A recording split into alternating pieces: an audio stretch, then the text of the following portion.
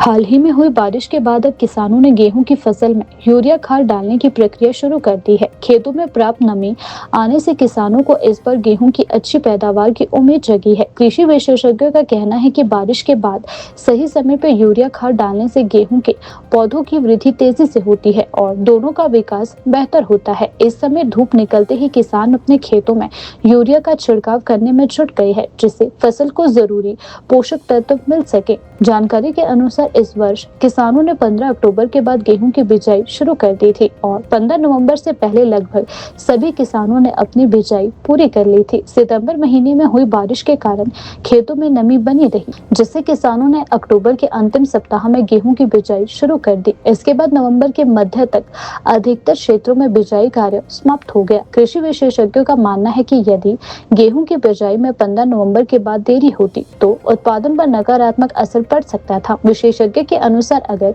गेहूं की बिजाई 15 नवंबर के बाद की जाती तो प्रति हेक्टेयर लगभग 1 क्विंटल तक पैदावार कम हो सकती थी, लेकिन इस बार किसानों ने समय पर बिजाई कर ली, जिससे अब फसल अच्छी स्थिति में है। अब बारिश के बाद खेतों में नमी बनी हुई है और यही समय यूरिया खाद डालने के लिए सबसे उपयुक्त माना जा रहा है। किसानों का कहना है कि गेहूं की फसल में यूरिया खाद डालने से पौधों को नाइट्रोजन की पूर्ति होती है, इससे पौधे मजबूत बनते हैं, तना अच्छा विकसित होता है और दोनों का आकार बड़ा होता है।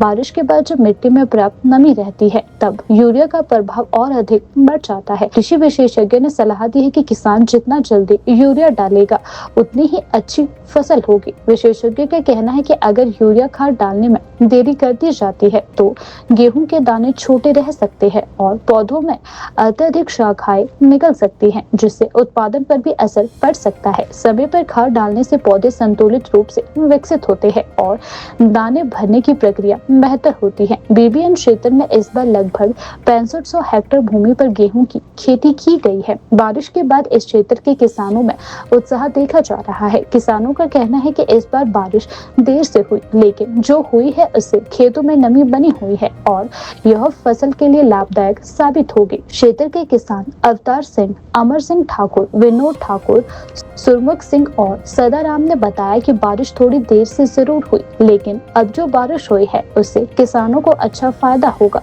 खेतों में नमी बनी हुई है और धूप निकलने पर हम यूरिया का छिड़काव लगातार कर रहे हैं। किसानों का कहना है कि यदि मौसम इसी तरह अनुकूल रहा तो इस बार गेहूं की पैदावार अच्छी होगी।